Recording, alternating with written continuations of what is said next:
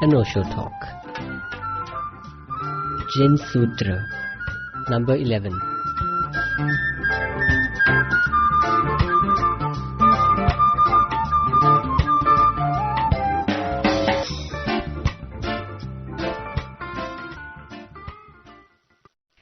अनोत्थं वनथोवम्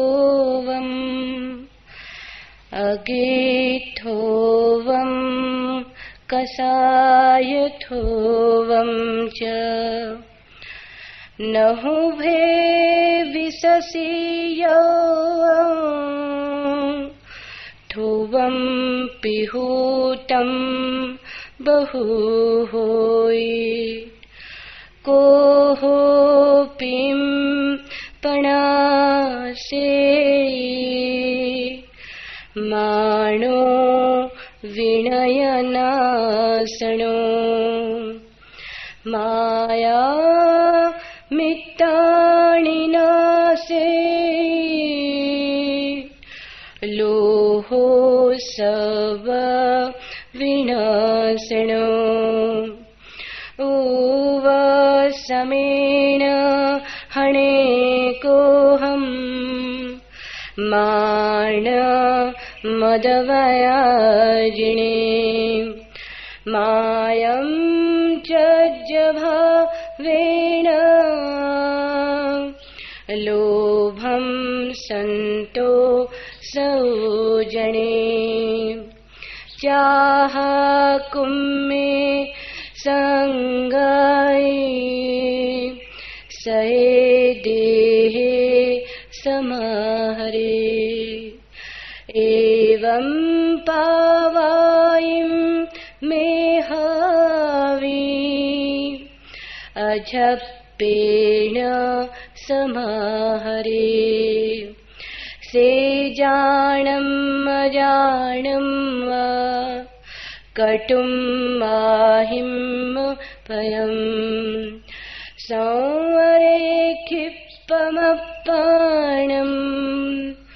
बियं तं न समायरे सवगन्थ विमुक्को सीयभो पसन्त चित्तो जम्पावै मुक्ति सोहम न चक्कवट्टी विटहम लहै।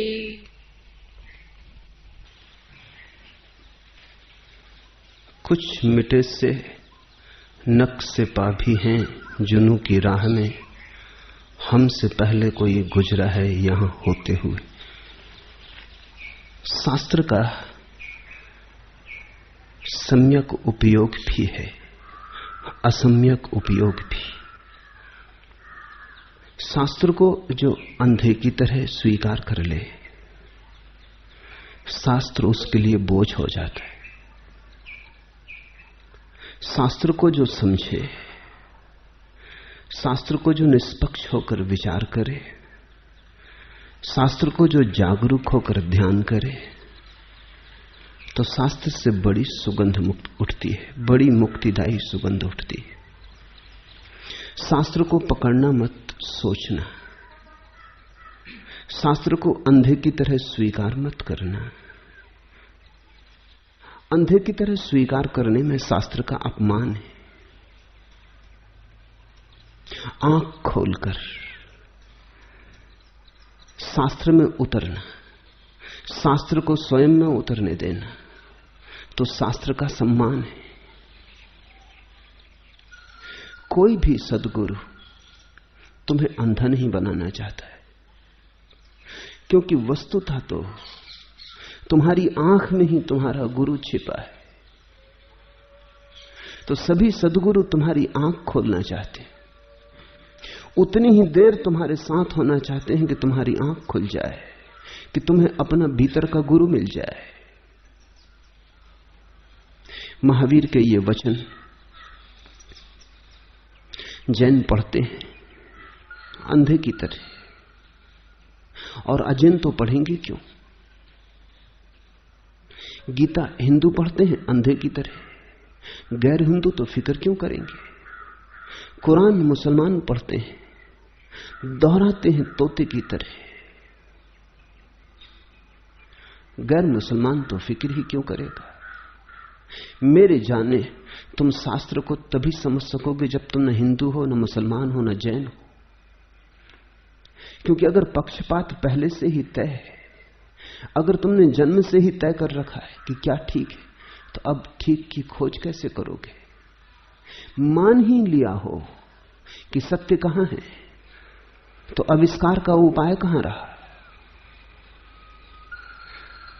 तुमने जल्दी स्वीकार कर लिया, खोजे बिना स्वीकार कर लिया, तो तुम खोज से वंचित रह जाओगे। ये महापुरुषों के चरण चिन्ह तुम्हें बांध लेने को नहीं, तुम्हें मुक्त करने को। और ये चरण चिन्ह बड़े मिटे मिटे से, काफी समय बीत गया, इन राहों पर और लोग भी गुजर चुके। इन चरण चिन्हों को अंधे की तरह मत मान के चलना, अन्यथा भटकोगे। जागना, खोजना, इन चरण चिन्हों में अपने चरणों की गति को खोजना है, अपनी चरणों की शक्ति को खोजना है। कुछ मिटे से नक्शे पा भी हैं जुनूं की राह में, हमसे पहले कोई गुजरा है यहां होते हुए, और सौभाग्यशाली हैं हम कि हमसे पहले लोग यहां गुजरे। वे जो कह गए, उनके जीवन का अनुभव जो बिखेर गए, उससे तुम बहुत कुछ पा सकते हो, लेकिन पाने के लिए बड़ी समझदारी चाहिए। समझो, जीवन से बहुत कुछ पाया जा सकता है, लेकिन तुम तो जीवन से भी नहीं पाते हो। शास्त्र तो जीवन की छाया मात्र है, प्रतिफलन। शास्त्र जीवन से निकलते हैं, जीवन शास्त्र से नहीं निकलता।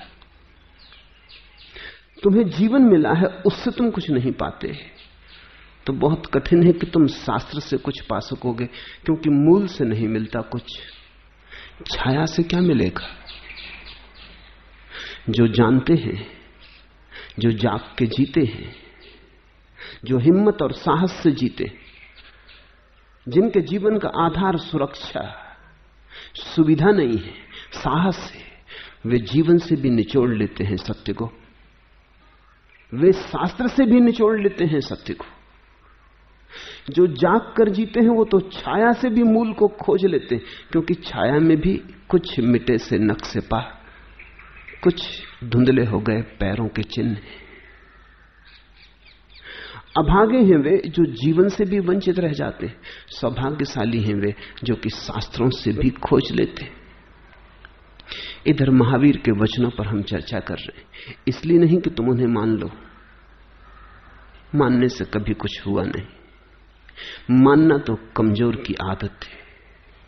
वो कहता है कौन चले, कौन झंझट करे, ठीक ही कहते होंगे, हम पूजा करने को तैयार हैं, हम शास्त्र को फूल चढ़ा देंगे, कहो शोभा यात्रा निकाल देंगे, लेकिन हमसे जीवन बदलने को मत कहो, वो जरा ज्यादा हो गया। पूजा हमारी तरकीब है शास्त्र से बचने की। मंदिर तुम्हारे धर्म के प्रतीक नहीं, धर्म के साथ तुमने जो चालाकी की है उसके प्रतीक है। मन बड़ा चालाक है। मुल्ला नसरुद्दीन ने अपने नौकर से कहा था कि मेरे जूतों पर पालिश कर दे। अरे फजलू, इतनी देर हो गई और अभी तक मेरे जूतों पर पालिश भी नहीं हो पाया। सरकार, यह दूसरा बूट हाथों में, और पहला नौकर ने कहा उसे इसके बाद हाथ में लूंगा सरकार। पहला दूसरे के बाद। मन बहुत चालाक है, बड़ी तरकीबें खोजता है, ऐसी तरकीबें खोजता है कि दूसरे तो धोखा खाते ही